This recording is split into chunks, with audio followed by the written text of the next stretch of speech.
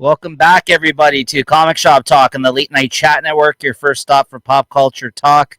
I'm your host, Niko, and joining with me today, as always, my co-host, Chris. How you doing? Hey, not too bad. How are you? I'm good. Another week of comics to talk about here, and we're on episode, ready for this, Chris? 197. Watch out. We're getting ever closer to that 200 episodes. It's really exciting. How about a round of applause, Chris? Oh. We got sound effects now. Watch out. But yeah, we're looking forward to hitting 200 episodes. That means it'll have been, I guess, a few years since we've started this. Man, time flies. Make sure to tune in every week to hear what we have to say about this week's comics. This week, we're going to be talking about the comics that came out for September 17th, 2025. Make sure to like and subscribe. And yeah, spoiler warning, as always, be forewarned. If you are worried about getting your book spoiled for you, you can always read your books and then come back and check us out later if that's a concern of yours. All right, Chris. All right, let's talk comics. Talk some comics. Cheers. Cheers. All right, first up on the docket here today, big release this week. We got Deadpool Batman #1, which is, I think this is the DC release, if I'm not mistaken, right? Because they're doing a Marvel one this is the Marvel release. That's right. Yeah, sorry. So I just got the regular A cover for this one, the Greg Capullo. Did you not snag yourself a copy there, Chris? Or what? I did order the Art Germ variant, but the day I went to my LCS, the owner there, he was sick, and some guy was covering, and he wasn't sure how those variants were going to be dealt out. So that's fair. We'll see. I'm not too concerned after reading this. There's a spoiler alert. Interesting. Okay, go ahead. Yeah, I didn't find that there was much to the story here. Like, I didn't really enjoy this Greg Capullo and who is this? Zeb Wells story. Yeah, I didn't. It didn't hit the notes with me. And just the other stories were decent, but they're all pretty short stories, like 4 or 5 pages, and they're kind of nice little notes or kind of nods to whatever's going on. But as this being the main story, I didn't see anything super spectacular. Maybe I was just expecting so much more out of this. The story there. What's the story? The Joker hires Deadpool to take out Batman, and while he's there, he decides to drop in on Bruce Wayne to see if he's got any work for him. And then it reveals that Batman is playing Deadpool to I don't know, to try and get him to the Joker quickly. I don't know. It didn't hit the notes for me. No, what do you think of the first story? I really enjoyed it, actually. Those jokes are so lame. No, I genuinely, I'll tell you why I liked this story. I genuinely laughed, and you can ask Christine because she was sitting beside me when I was reading this. She even like looked over at me. She's like, "What are you reading?" I genuinely laughed like 3 or 4 times while reading this. I thought Zeb Wells' dialogue for Deadpool was really well done. It's hard to come off and make somebody laugh, especially with the comic book, especially when it's Deadpool, because I feel like I've read so many writers just do a bad job of writing Deadpool thinking that they're funny. I thought there was a few funny moments. Like, I'm having a hard time referencing maybe some of the lines in this one, but I quite enjoyed Deadpool's dialogue specifically. I thought the Capullo art was good. I enjoyed this story. I mean, it wasn't anything crazy, like you said, but I can't say that about a lot of comics that actually make me chuckle out loud. So I got to give it up to him for this first story, at least, because I think the rest of the stories, like you said, it was cool to see some artists and some kind of ideas out there. There's the Stegman drawn logo at the end, which was like 3 pages or whatever, which is like a Lobo crossover, right? But like, I don't know. I felt a lot of those stories left a lot to be desired because they didn't really make as much of an impact because they were so short, like you said, and some of them weren't even that good. But this story I liked. I liked this story for me, anyways. I agree with you with what you said, but I got to give it up to Zeb Wells because he did make me laugh a few times with his dialogue. There's so many bad Deadpool written comics I've read over the years where I'm just like, this is not funny. I liked his humor in this, so to speak. So that's We got in mind the Wonder Woman, the Captain America story, and the kind of the big line there is, I just feel sad for the universes where we don't meet, and that sort of tracks. Those two would seem to be a nice power couple. What was the other story? I like the Frank Miller story, even though he has that crazy art. That crazy art has grown on me like crazy. Yeah, I think you're a little crazy. you're praising the Frank Miller story, and you're like, this one was no good. I don't know what's going on over there. No, I agree. It is interesting looking. I do appreciate the look of it because it is so different than anything else out there. But there's some times where I'm just like, is this just bad, or like, are we supposed to be praising this because it's Frank Miller? I don't know. I mean, sometimes it's just flat out bad, to be honest, like the look of it to me. But I know, but it's hard to be so bad. It's so bad, it's good. Yeah. But what was the other stories here? The crypto and what the shark. Jeff. Okay, yeah, that's good enough. Yeah. And wasn't there Daredevil and somebody? Yeah, Green Arrow. Daredevil and Green Arrow, which was like that story looked like it could be expanded on. I felt that one was too short. There might have been some good things in there, but basically they're kind of going, tit for tat or something. Yeah, I agree, because that one was written by Kevin Smith, who's written both these characters. He has written Green Arrow for DC. He has written Daredevil for Marvel. So that was kind of cool that he got to write them together in this short story. Adam Kubert on art, who's really good. So yeah, I actually quite liked that one, but I agree that could have been done longer. The Cap Wonder Woman story was okay for me. Chip Zdarsky, Terry Dodson drew that one. I actually quite liked the Rocket Raccoon and Green Lantern story by Al Ewing, as short as it was. That was kind of fun just to see him mess around with the ring, Rocket Raccoon, right? The look of this story was good. I just felt like what you just said. I thought they could have been. I didn't like how they're like referencing that they were in each other's histories here. Like, it's just like, we know that's not the case. You're trying to say that like these people were like, like motivating each other through their own stories, right? And I'm just like, well, that didn't happen, but it's kind of cool. Not in our universes, but who knows? Maybe on every other multiverse, they're all together except in DCU and 616. But that's the thing. This story actually said, in this story, Zdarsky was saying, like there was times where these two were together, and then like in the Deadpool Batman, he's very much saying like, I'm just in another world right now. So I would have liked that better than as opposed to like the direction that he went with this, but I'm not, that upset at it. I think it looked great. Terry Dodson's good. This was very cutesy, like you said, but I'm sure the people that were fans of Jeff and this would like this. I was showing Christine because she likes the Jeff comics. She liked the look of what was going on. Yeah, like a simple story that only needed a couple pages to put together, you're not missing anything. I did like this. I do wish it was longer, like you said, because it was kind of cool to see them kind of chopping it up and exchanging lines and stuff to each other here.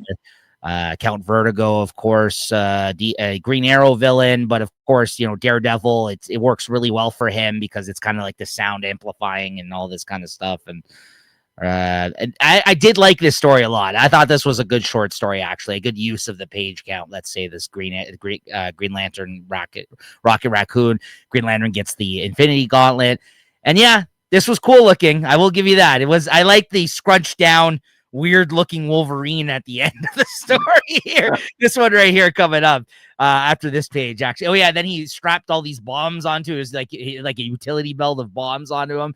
And then he's like all scrunched at the end at the bottom of that page there on fire, like all flames coming off of him. And then this was I guess this is what Lobo and was it Wolverine that's logo or something. I don't know. This character might take off. I'm hearing rumblings that people really enjoyed this. So I mean, it was cool that Stegman drew it. I will say that, but and isn't Sean Murphy doing a Lobo story in the other is it the DC one? Yeah, there was some rumors about that. Like I haven't heard anything like just a blurb about it, but that's like nothing concrete yet. Yeah. I mean, listen, this was definitely gimmicky. We knew it was going to be gimmicky. We knew we were going to check it out. I'm not mad at it, I personally, but if the first story didn't work for you, and that's majority of this issue, Yeah. it doesn't really leave you with much. So yeah, that's fair. If you didn't, Yeah, I'm sure DC's not mad at this either. Like, no. it's not like they set the bar with this one. And DC's like, oh my god, we got to get something good out here. I saw many people buying many covers for this issue, and Oh my. it's not a cheap book.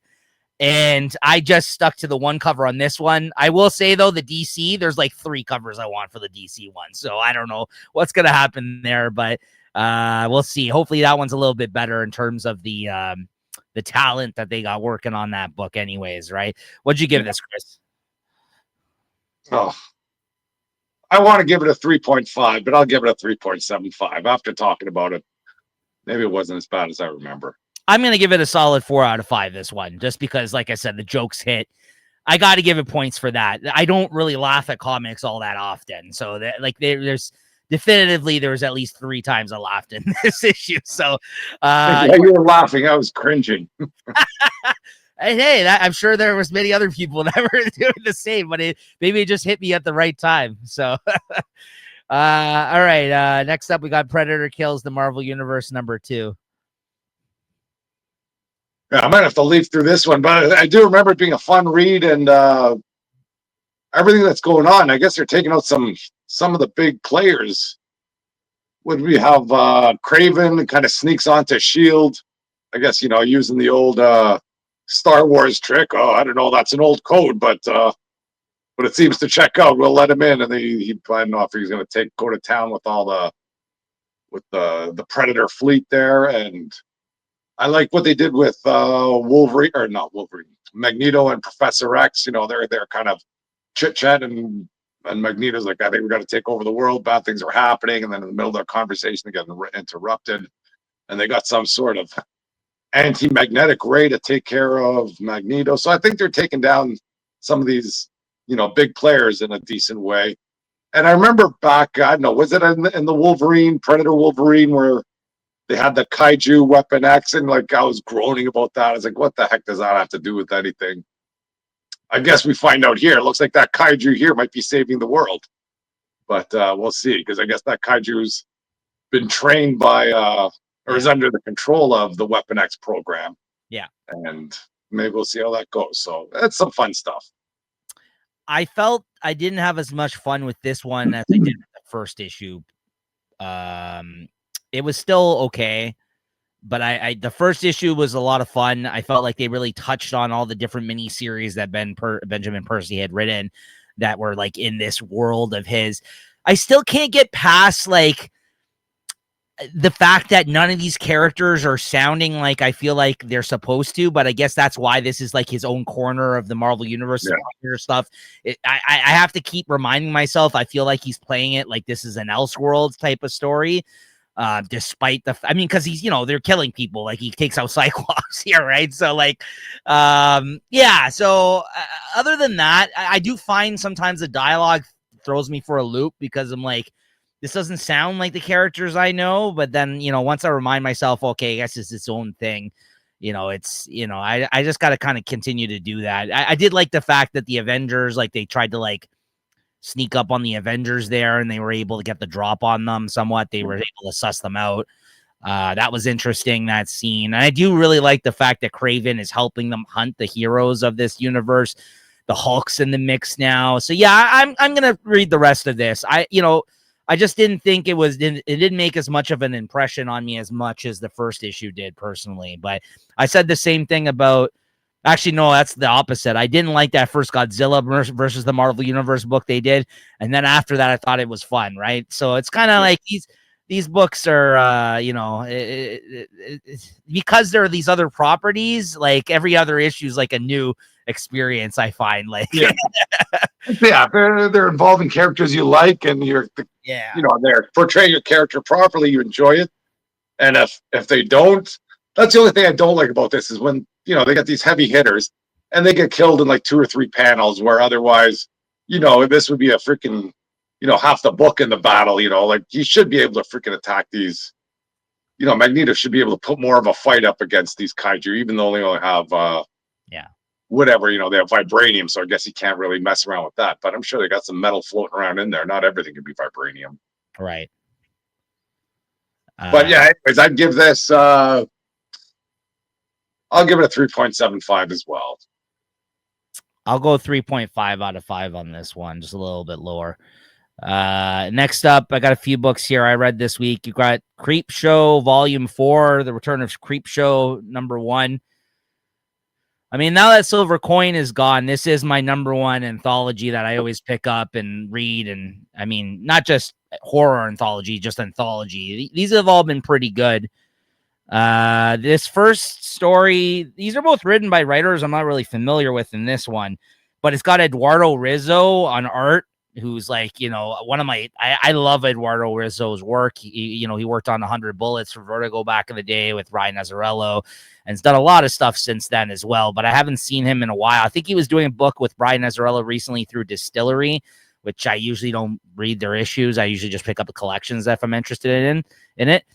And this first story is called A Tale as Old as Time, and it's trying to say, oh yeah, good-looking woman. And by the way, Eduardo Rizzo draws really good-looking women too. He's able to drive up the sex appeal of a character with his art. There's this good-looking woman that comes into this party, and the narrator's like, oh, a tale as old as time. A young, good-looking woman comes in and gets everyone's attention at the party. And this one, and she basically, she goes right over to this guy. This old dude is like in a wheelchair because he's like the richest man at the party, apparently. And she coerces him into like taking her home with them. And then they jump forward in time and they're getting married. So her whole idea that she had, obviously, to like one of these young, good looking women to kind of, gold diggers that goes after these old rich guys is working, it seems like, right? So this guy like takes her home on their wedding night. It looks like they're going to sleep together or whatever, but he has other plans for her. He ends up drugging her. And then you end up seeing her in some sort of scenario where he has her chained up. She wakes up and he's almost like a vampire or something like that. He ends up chopping up her body and like eating her, essentially. Like you see him like nibbling, like eating one of her like legs or her feet that he chopped off. And he's like, oh, don't worry, it'll all be over soon. And then the next scene you see, she comes back into the party. So this guy has assumed the role of this woman. He somehow has eaten her and basically has become her. So at the end, you see her like walking into the party and it's like, oh yes, a tale as old as time. And it's like, and now like this. So it's like one of those, like, as these type of stories go, like a little bit of a twist at the end, but it's just, I did not see it going that direction. I assumed something sinister was going to happen, but I thought it was going to be the woman that did something to the guy, right? But that was not the case here. And it kind of went in a direction with him kind of assuming her identity, which I thought was kind of weird. They didn't really explain it all too much. It's just what happened at the end. So I'm assuming that's what happened after he consumed her. And then, who wrote that one? Jeremy Adams. Oh, actually, yeah, I know Jeremy Adams. He's the one that writes like Green Lantern and a bunch of stuff, I think, right now for DC, if I'm not mistaken, right? I think that's his name. And then the next one's The Little House on the Left. Rosie Knight wrote it with Oliver Ono on art. I'm not familiar with the artist or writer on this one, but yeah, this one wasn't bad. Overall, usually as anthologies, if they give you like 2 stories, there's always one that's better than the other, and I'll say that about the first story. This one was okay though too. What happened in this one? I'm having a hard time remembering this one though, to truth be told. Oh yeah. This is just something with like a guy that rents like a property, and he's like it's like a shack in the middle of nowhere. And then all of a sudden he sees people outside the property and he's like, oh, I don't know why this guy didn't tell me that some people live next door to me. And he's a writer and he's trying to write. And he's like, I don't want to be disturbed. What the hell is this? I should call him up and give him a piece of my mind. And then in the middle of the night, there's all this noise. So this guy stomps out and he's all pissed off, tries to find out what's going on. He walks into the shack and there's like the shedding, almost like a skins there. There's like all these skins of human beings that have just been like ripped off of their bodies in the shed, and he starts freaking out. Then this person sneaks up behind him, ends up like this monster, this creature ends up taking him out. And at the end, you see basically the creature, I guess, wearing the skin of this dude that he killed. As someone comes to the door of this place that he had rented, and he's assumed the identity. I guess this creature like takes the skins of people and walks around as them. So yeah, you know, classic horror twist type stories at the end. With the horror host and all that. I give this a 3.75 out of 5. It was really nice to see the Eduardo Risso art, and I like these anthologies. They're good stuff, good artists, good horror stories. Next up, Good as Dead #1, another new #1 release from Image Comics this week. This is an oversized issue, so it's a few more bucks. I think this is what? Oh, this is an $8 price tag. I might have to trade weight this. I don't know. I liked this. There's a lot going on in this issue. It was an oversized issue, but this is by David Lapham and Maria Lapham, his wife, who I guess helps with the dialogue and stuff like that. And I guess I have to sort of maybe attribute this to her. I don't know what her part is in this, if she just does the dialogue or she helps out with the scripting. I'm not sure, but some of the dialogue in this was kind of janky. I don't know. It didn't read well, and it's a little complicated, but I find that to be the case with a lot of David Lapham stuff. He does all the artwork. I'm a huge fan of his art, and a huge fan of his series Stray Bullets that he did years ago. And a lot of his stuff that he does is a lot of like dark crime type stuff. And this is no different. This is like a small town where there's only one bridge in and out of the town. And it looks like there's some dealings that are happening with like the people that own the bridge to the town. Like apparently some deal fell through and it wasn't in their favor. And now it looks like they did something. They're definitely involved somehow. There's like some sort of weird virus or airborne sickness that's going on throughout the town. Some dude, you know, at the start gets sick and he's like killing people. And then there's a cop character in this that ends up getting sick halfway through this story. And we don't know what the hell's going on with him. And there's dead bodies getting washed up from the lake. And there's all this type of nefarious type of stuff going on, but everything is kind of really unclear at this time, like what's really happening. We're just kind of learning about the characters in the town and people's relationship to each other. Kind of feels Twin Peak-ish a little bit, if anybody knows that television show, like the David Lynch television show. So I don't know what to think with this first issue. I'm going to give it a 3.5 because I like enough of what's going on. I like the art, but it hasn't completely sold me to the point where I'm like, I don't know if I should just trade weight this. I guess we'll see. The next issue I think I pre-ordered the next issue, but that I guess will be the really big decider for me this next time we talk about it on the show. Next up, we got Absolute Flash #7. Not too much new to say about this, unfortunately. This is still a slow burn of a book. I think we just ended another like smaller arc with this issue, so I'm hoping for big things to happen moving forward. The big part about this issue is that the whole time these rogues have been trying to track down Flash, and Gorilla Grodd has been like his little buddy. He's like a good small monkey, Gorilla Grodd, in this Absolute universe. And we know that all of these people have basically been experimented on in Star Labs. That's it. So they finally catch up to Flash, and he's been fighting them off the last couple of issues. At the end of this, the rogues just catch up with him, and they're like, listen, like, you've been screwed over. We've been screwed over by these people. Let's just work together and take them down. So it looks like the rogues are going to team up with the Flash at the end of this, which is kind of like a different type of twist. I mean, there's always been like moments with the rogues in the Flash comics where like they all kind of just became criminals, but they're not necessarily bad people at times. And they have worked together at certain points, him and Captain Cold, depending on the situation. But this is just straight up like, they're like, listen, we were just hired to come and collect you, but let's pretend like, you come with us and we're going to take them down together. Or that's what it seems like is going to happen here. So, and that's kind of what they proposed to him at the end. So I guess we'll see what happens with that. But I like this issue. I'll give it a 3.75 out of 5. And then Runaways #4. I think there's only one more issue to go in this. I really wish this was an ongoing. I'm kind of sad that this is a mini series that's happening during One World Under Doom. Because Rainbow Rowell wrote like 30 issues of the Runaways like a few years ago. It was like an ongoing series that I really enjoyed. And she just has such a good voice for these characters and like knows these characters. and seeing all of them finally back together again, and then you're going to get the rug pulled up under us and say, oh yeah, this is the end of this miniseries because this is just a One World Under Doom, tie-in. Kind of is disappointing. I don't know if if there's a future for these guys again, maybe depending on sales for this miniseries, but I wouldn't be opposed to her coming back and writing some more Runaways, because I quite liked Runaways that she wrote. We liked her She-Hulk series. I like that she kind of like the tone of her books. It's definitely different, I think, than a lot of the other Marvel written books that are out there. So, basically Doom at the end of this says, like, you guys have been on the run because Doom has been trying to collect me, like this Doom bot that's with them, that's like their friend. And he's like, listen, I've sworn to protect you guys, so I'm turning myself in. He basically writes a note for them and escapes at the end of this issue without them knowing.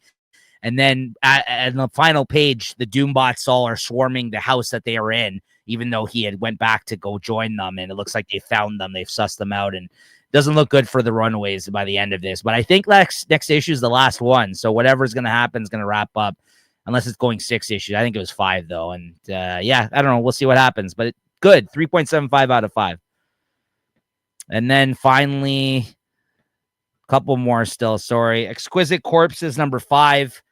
Chris is yet to read this one. He didn't read it in time for the show, unfortunately, and I actually don't have the art to show you guys either this week. These next couple of books, I didn't prepare the art for it.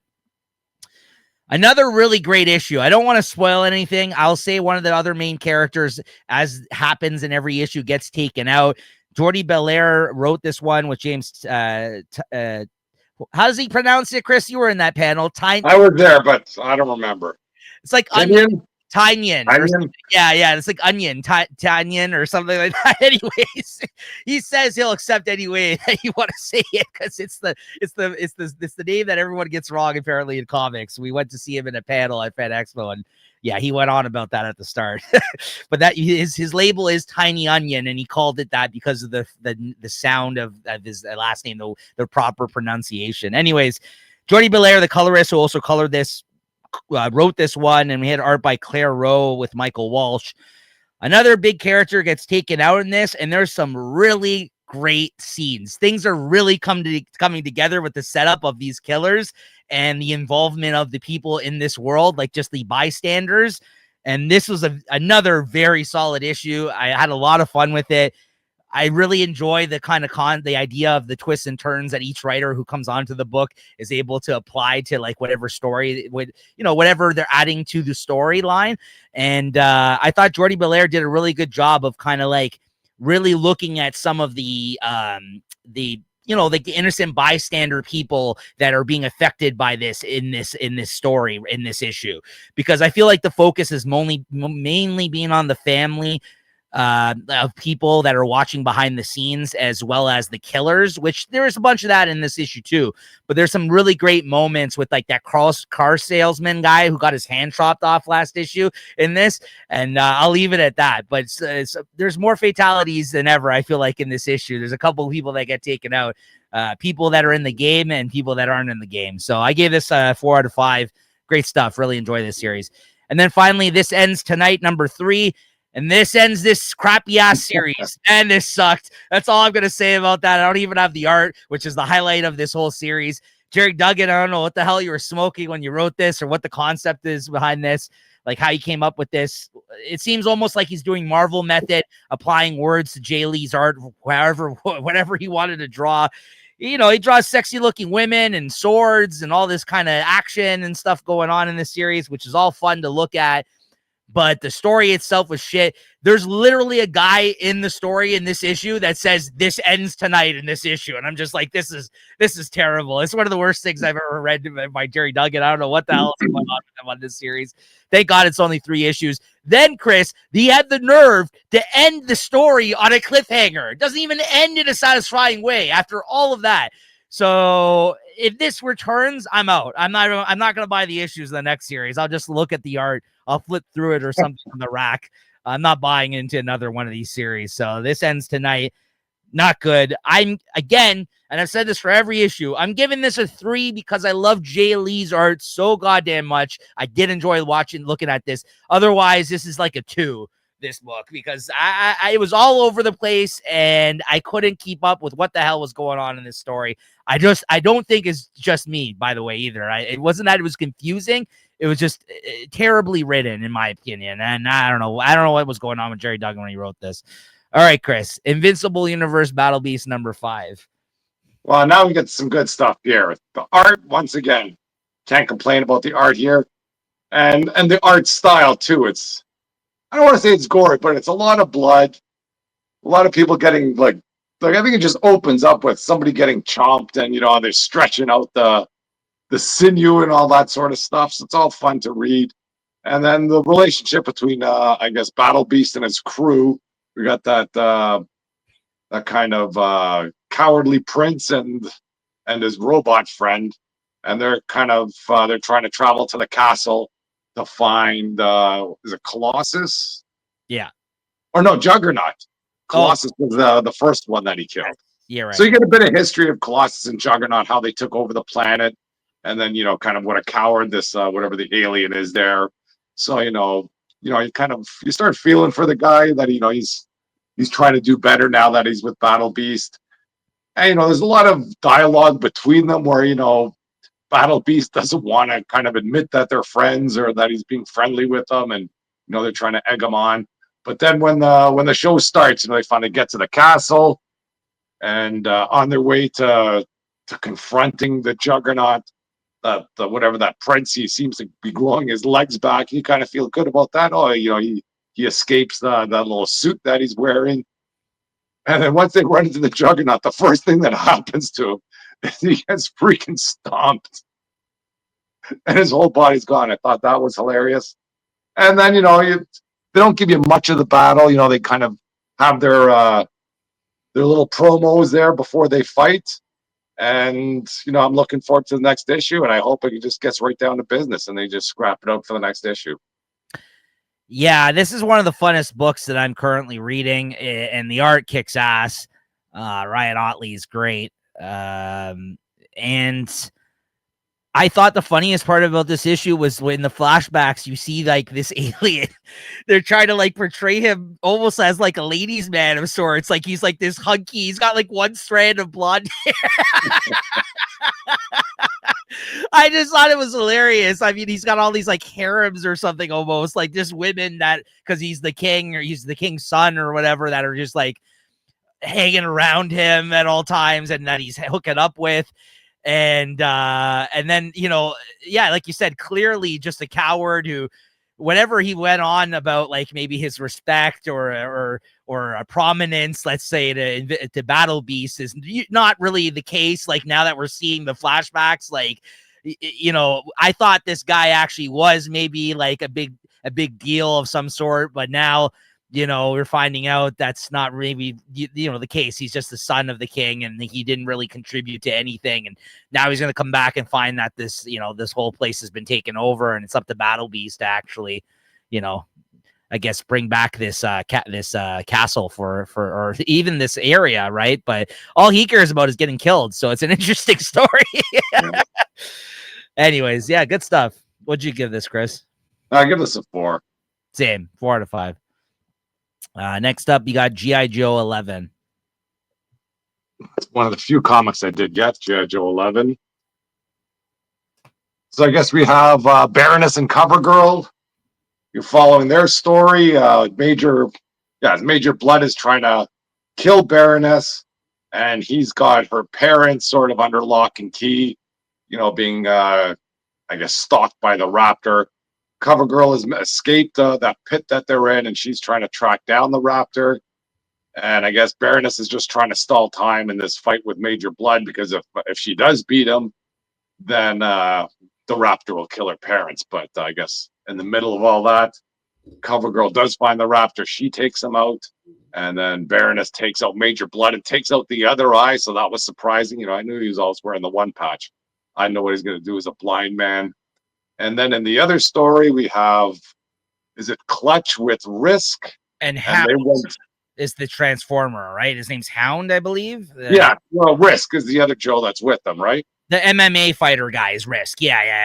And then I guess the Transformer sort of reveals himself being behind all the oncoming Cobra soldiers, and they wreak havoc, and I guess the cat's out of the bag.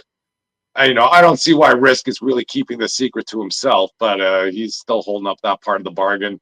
And then everybody's sort of back at, and the one good thing there when was it, I don't know, is it Hawk when he's talking about, they thought the Baroness might have went rogue, and he's got that team there, just little what do you call them, holograms of them, but it looked like it was Flint, Beachhead, and I imagine that was maybe Lady J that was with them. Usually Flint and Lady J are together, but there's one female there, so it's nice seeing some other characters, maybe not being introduced, but seeing that they're on the board. And then, anyways, everybody gets back to the base, and and Duke's a little weary about what's happened because I think Clutch comes back, he's all beat up, and then Baroness and CoverGirl, they seem to be a little too chummy that they shouldn't be. So I thought it was a fun read. The art, though, this got to be a different artist or something, because I don't know, I felt it didn't stand up to the story. It is. This is Andrea Milana, who's been drawing the last few issues. This isn't our other. Yeah, who's the other guy that was doing it before? Fuck, I'm blanking on his name. Rick Jones or something. I don't know. No, we like his art though. He's the much better artist for this title. I agree. Tom Riley. Yeah, Tom Riley. That's it. I think you're thinking of Tom Jones. Maybe that's why you keep. I was gonna say Tom Jones. No, it's not Tom. It's not Rick Jones. It's not Tom Jones. Tom Riley. Bob Riley. Yeah. Yeah, I thought this was a really good issue, actually. This is probably my favorite in a while.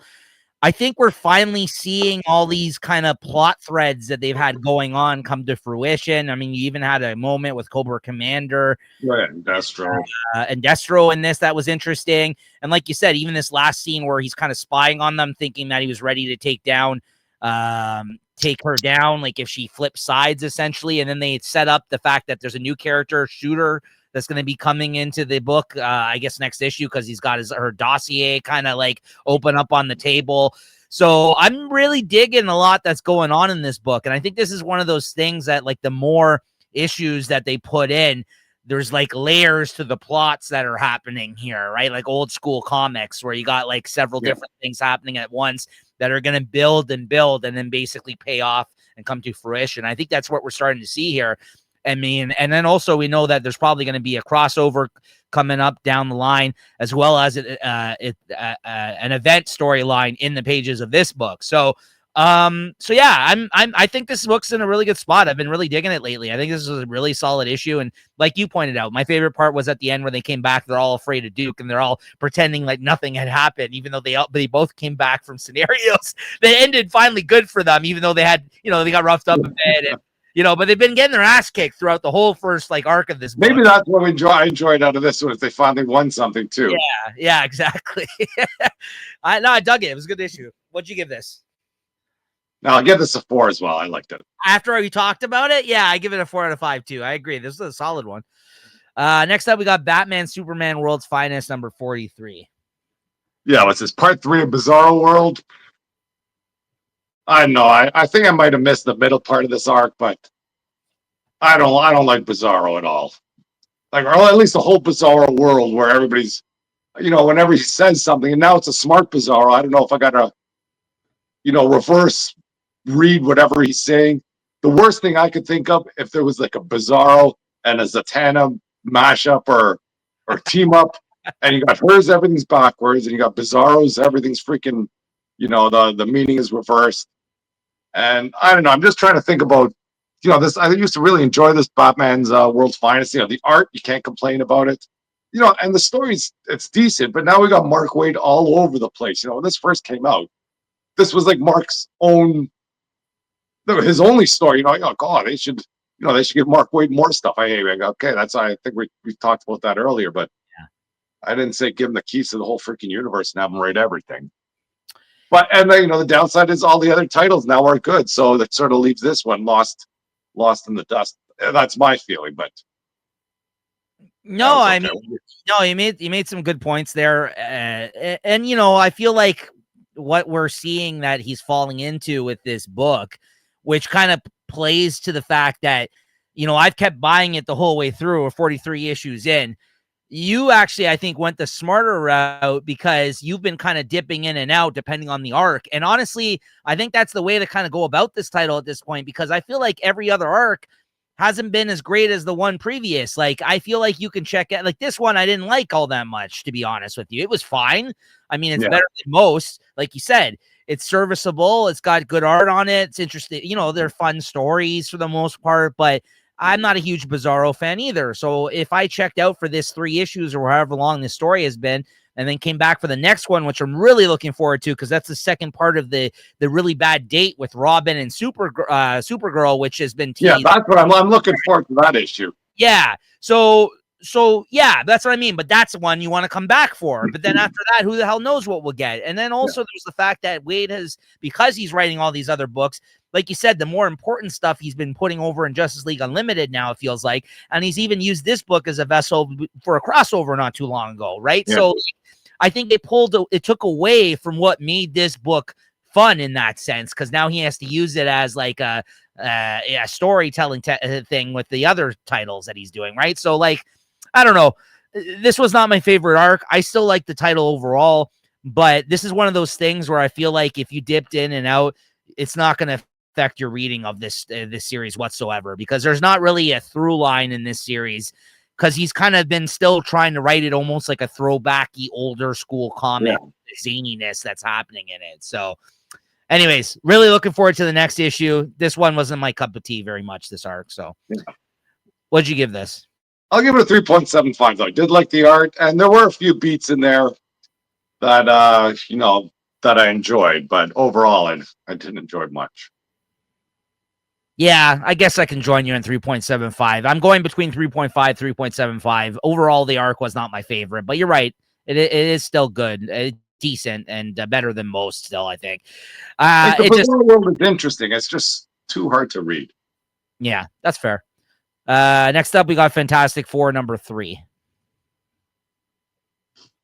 Oof.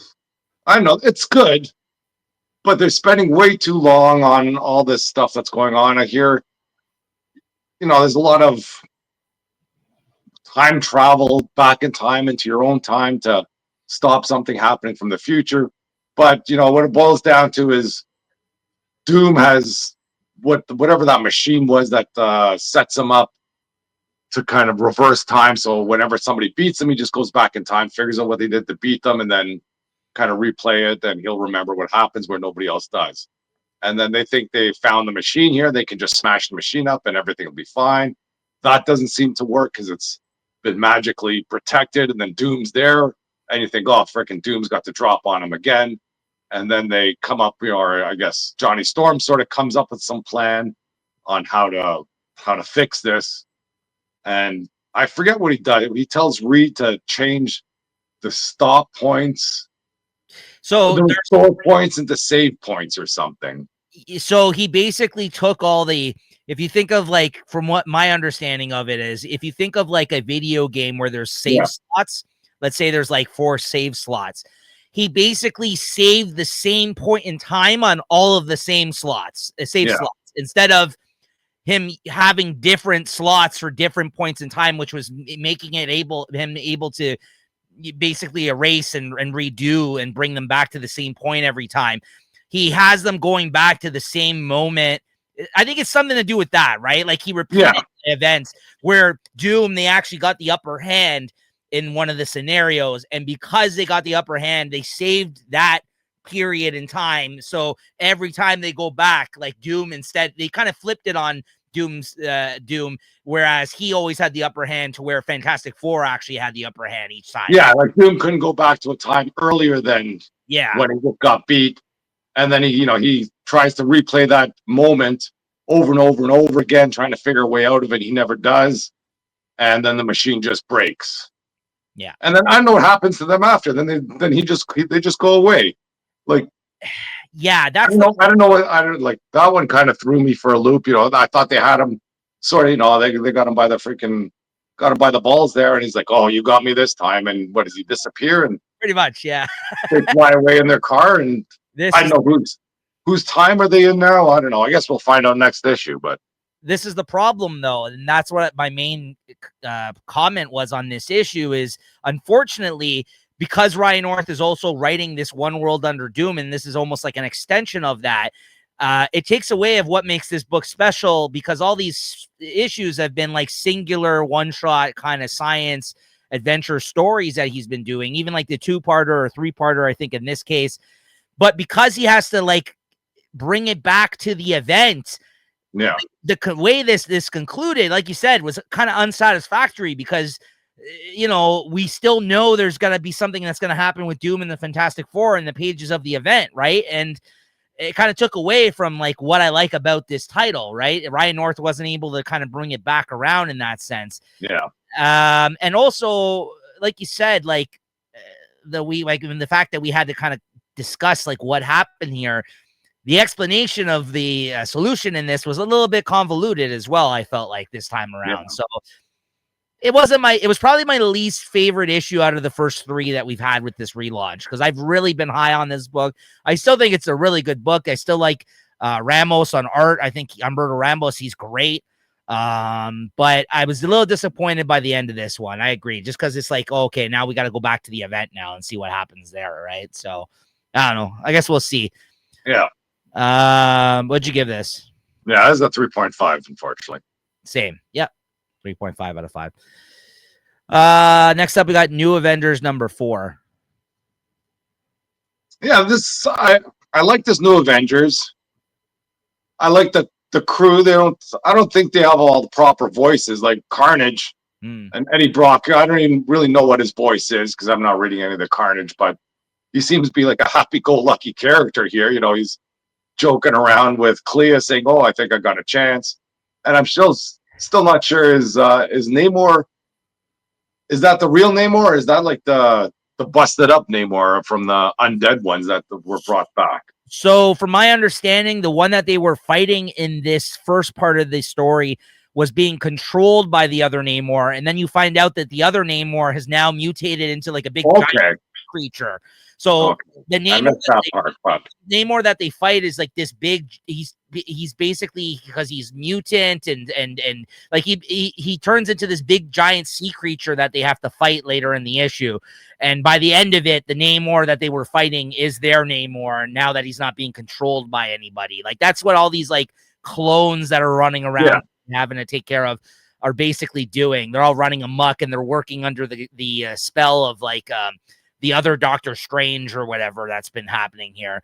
But yeah, I think this is a fun book. As you said, mentioned earlier, like, the team's really fun in this book, right? Like I've been digging. Good for Bucky and Black Widow there. They have a little bit of a spicy scene. And the rest of the team doesn't seem to mind either. Like, no, X-23 or Wolverine, kind of just, they're at it again. And then, Clea, she's like, ooh, I wouldn't mind if I had some of that. And there's some fun dialogue in between them. Then you find out, that's what I said. That's what I was going to comment on, the juicy kind of stuff that you learned in this issue. Clea apparently has an open relationship, it seems like, with Doctor Strange, because she's like, he knows what I get down to, what I get up to, essentially. Like, something like that. Like, because, I guess she comes from a demon realm. Like, the sex isn't as big of a deal, it seems like, for her. I don't know. But basically, Doctor Strange.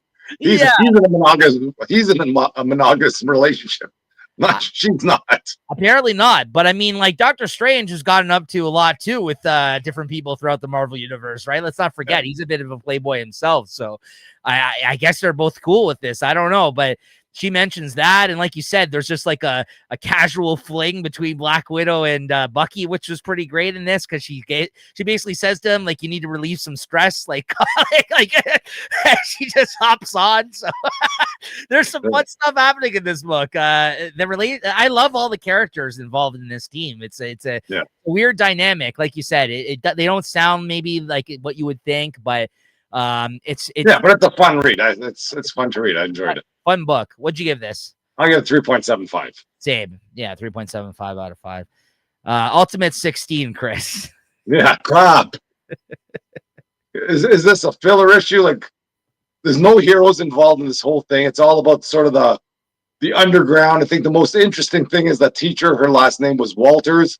So maybe that was supposed to be Jennifer Walters, the She-Hulk from 616. But other than that, everybody's, kind of all the this, like, whoever they're following here, her friends are all sort of getting taken away by the police with no face, and everybody's kind of coming together, and she learns about the underground and how they're all going to rebel and blah blah blah and whatever. Let's go. Come on. I think you got better stories you could write until you get to where you want to be. It's basic. This is basically those people with no face is basically the absolute. The ultimate Mr. Negative. It seems like that character from Spider-Man. That's kind of what I got from that. He kind of looks like Mr. Negative if I had to take a guess, but they don't really reference him as such. And there are all these different agents that just look like that, right? But if I had to kind of put a label on who that character is a spinoff of, those guys, I would say that's who they were going for.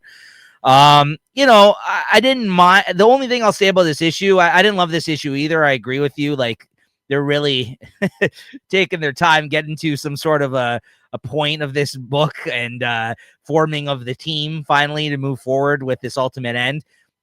But I did like some of the action scene. I did like the scene where all the people that were just people in her everyday life turned out to be like secret agents or something. Yeah. Part of this, the power of the people. Get out of here. Yeah, part of this. What do you call it? Coalition or whatever the hell they want. Yeah, what are they going to that altnet or something? They're all following an app and. Yeah, a resistance group essentially. But yeah, power of the people, screw the government type shit. Yeah, this is basically, I think, the message going through in this. But yeah, I don't know. This isn't my favorite issue, nor has this whole entire last arc been for this series. It's really fallen off the at this point. I'm just reading it to see where it heads with Ultimate End, and unfortunately, it's really spinning its wheels this last like several issues. It's spinning its wheels and it's stuck in mud too, or freaking snow and slush. Well said. Yeah. What'd you give this? Yeah, it's a 3.25. Agreed. Amazing Spider-Man 12, the last book here we got this week. I got my copy here. Yeah, me too. I can say once I saw the previews for this, I wasn't overly enthused, let's say. But, I don't mind this Norman Osborn. I thought they did it really well here. Like, I love the stuff with Ben, working at the company there, and he seems to be thriving. And I think there's a little nod there that, again, I forget what his buddy's name was, but his buddy references something when they were kids. And, whatever, I don't know, Ben or Kaz, whatever you want to call him, he doesn't really remember it because I guess he wouldn't. And, his boss is like, oh, I can't believe you forgot about that. But back to the story there, everybody seems to be realizing that Spider-Man isn't acting normally. And, this whole Spider crew, which I didn't really think existed in this universe because you never, at least in Peter Parker's world, because you never see them ever until now. But they came in there, and then I guess, Norman, I don't know if that wheat cakes, is that like a code word he had with Peter Parker in case something were to happen? Yes. That he could tell these people, because I think once he said that, they kind of backed off on him.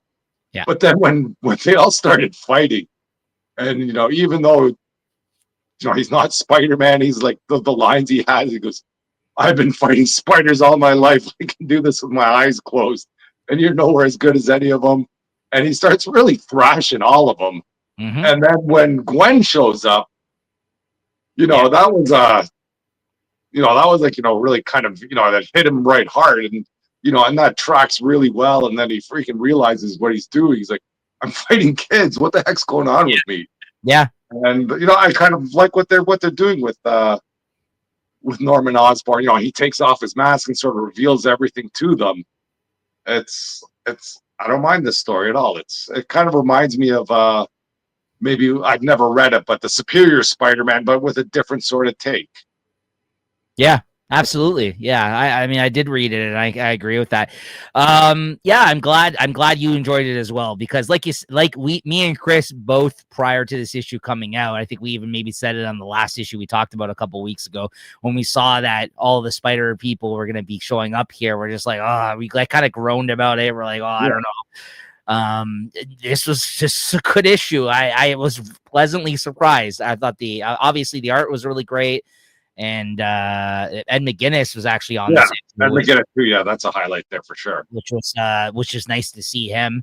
And this moment with the Gwen Stacy character, and of course the relationship between Norman and Gwen Stacy, really actually worked well here, because I guess they hadn't really ever seen each other face to face. I gotta say, this whole Norman storyline, I thought it was gonna lose its you know what I mean? Like I thought I was done with it, but I don't know, it's got legs. Still keep it interesting. It's got legs. Yeah. It's working. I actually am much more interested to see his side of things in this whole scenario. Yeah, I want to see how this is going to play out, as opposed to Chasm. Chasm doesn't really interest me all too much, honestly, as Peter Parker. I mean, I get it. I mean, that makes much more sense because he has been Peter as a clone for a period of time, but like as Spider-Man. But that's what makes this part so much more interesting, is that it's Norman. It seems like it'd be really stupid, but the way that he's been writing it, I got to say, Joe Kelly's been doing a pretty good job. He's making something that seems on paper it would be really corny, be actually enjoyable. So, and I don't know what the hell's going on here with the Hobgoblin. It looks like there's somebody else that's hiring him to take down Norman. It looks like it looks like a Spider Slayer suit or something. Yes, I don't know. That's what I got from it as well. So, and you know, of course they play the classic man in the shadows kind of scenario there, where we don't know who's hiring him at first, but there is clues, of course, with the Spider Slayer. So I guess we'll find out. But a lot of history there with the Hobgoblin and Green Goblin. So things are really coming together in a nice way. And I didn't groan at the fact all the Spider people showed up in this either. So it's good stuff. Yep. What'd you give this? I'd like to give it more, but I'm giving it a 3.75. But versus my expectations, this was like way above what I expected. Oh no, I'll give it a 4. I think because of my fact that I set the bar low for this, and I don't know. I think we just got to finally admit this has been a good run so far. I feel like we keep waiting for the other shoe to drop, and there's numerous times, Chris, where you said, "Oh yeah, I didn't think I was gonna like this, but I liked it." I think you've liked this run overall. Like, let's be honest, like I've been enjoying it so far. I'm worried about the next. This series does not give me hope, though. I'm worried about this next issue now. Now with Peter Parker in space. Hope they got something going on there, but I don't know. We'll see. Let's see it, though. I mean, I think we got to give her. I mean, we're 12 issues in. I think we got to give him some, some level of trust here at this point, right? No trust. No trust at all. Hate that for Spider-Man. No trust. Well, there you have it. There you have it, guys. All right, so that's gonna do it for this week of comics that we wanted to talk about, that we read. Chris, what are you looking forward to checking out next week? Hold on, I gotta look this up here. September 24th, 2025 is next Wednesday. And make sure to tune in weekly for these shows, everybody. We're here every week. Also, I do want to mention, because I forgot to mention at the top of the show, we just put out a new comic book solicitations video where it's just under an hour of me and Chris talking about all of the new comic book solicitations, the future December solicits, new books that are coming out. We did all the companies because all the solicits came out at once, which was nice. We did Marvel, DC, IDW, Boom, Dark Horse, and Image. We talk about all this stuff that we're looking forward to. Check it out in December of 2025. So make sure to check out that video. That's in the same playlist, the feed for Comic Shop Talk. Okay, so for September 24th, out of Marvel, definitely looking for Ultimate Spider-Man 21. I can tell you what I'm not looking for. This Ultimate Hawkeye. What the heck are they doing with that? But I'll probably read Storm 12. I'm enjoying that. Spider-Man Wolverine number 5. Let's see, is Carrie Andrews back in business here? I think he is, so that should be good. Emma Frost, the White Queen 4. Let's see how that goes. Maybe good. Godzilla Destroys the Marvel Universe. See what that's about. I might read this Mortal Thor. It's kind of it's a weird title that's happening in there. Black Cat 2, great covers there. And I think I don't know about this Battle World. I got to see what's going on there too. If that's some Secret Wars tie-ins or whatever, we'll see. And out of DC, Absolute Wonder Woman 12, Superman 30, Wonder Woman 25. Looks like that might be it there. Superman Unlimited 5, might read that. Oh, DC versus Vampires, World War 12 or World War V number 12. Forgot about that. Last issue. Last issue. Yeah. It's Image. Void Rivals. Hyde Street.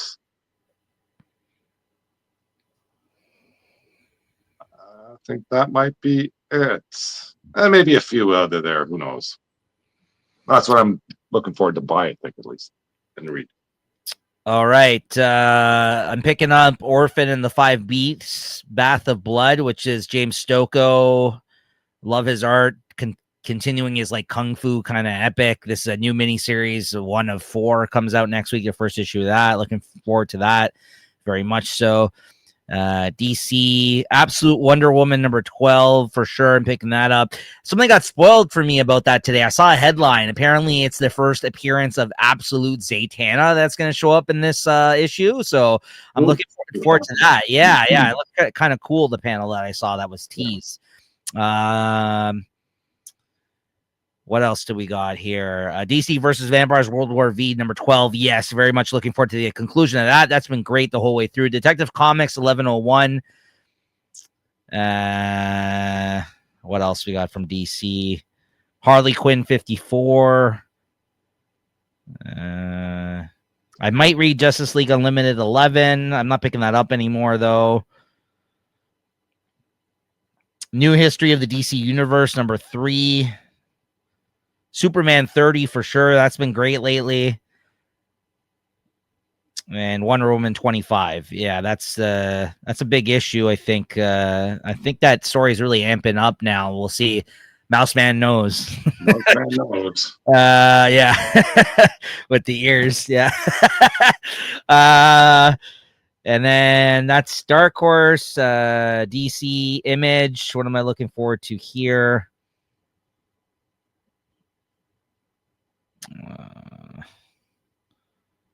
Anything from Image here? Escape number 2, continuing the Rick Remender book. The first issue was great.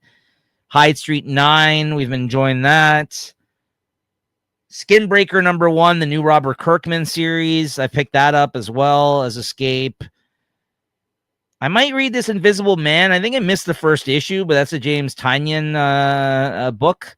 Void Rivals 23. I'm picking that up. And then finally Marvel. What do we got from Marvel here? Black Cat 2 covers galore for sure. I don't know how many I got for that. Emma Frost Queen, Emma Frost Away Queen number 4 also covers galore. Godzilla Destroys the Marvel Universe, I'll read. And I think Spider-Man Wolverine for sure. Storm 12, I'm going to be reading. And I don't know. I might take a flyer on Ultimate Hawkeye. I will see how many other. It seems like I got a lot of books, so I might not read it. I'm not as interested in that miniseries, to be honest with you. Just because of how crappy the Ultimates has been lately. I'm less interested in that character as well. So, all right, Chris, that's going to do it for what we're reading next week, what we're looking forward to picking up. What was your favorite book of the week, my friend? I might have to give it to Battle Beast. Nice. I like that. Here, let me hold that up for you there. There you go. Chris's nice one. Favorite of the week here. I don't know, man. I got to give it up to Deadpool and Batman. I have to. Yeah. Like I said, it made me laugh. There's other contenders here that I could say I can make an argument for that were better. Amazing Spider-Man, Battle Beast, even Exquisite Corpses. But none of those books made me chuckle like this one did this week. So there's something to be said about that. it's not the best book out there, but it made me laugh this week. So that's why I'm going to give it my favorite of the week. There you go. It brought me some joy, Chris. Maybe you should let a little bit of that joy into your always the pessimist here. Honestly, always just like Scrabble made me laugh when I was reading that. That's true. That was also funny. Yeah, that was good. So no, I'll give it up to Deadpool versus Batman. That didn't make me laugh, don't worry. I'm a corporate horror, Chris. So what can I say? I need all that DC and Marvel goodness. Like, a crossover. I'm the target audience, the sucker that you guys are looking for, clearly. All right, that's going to do it for this week of Comic Shop Talk. This is episode 197. Let's see if we can make it to 200, everybody. I'm out of here. Yeah. Tune in next week.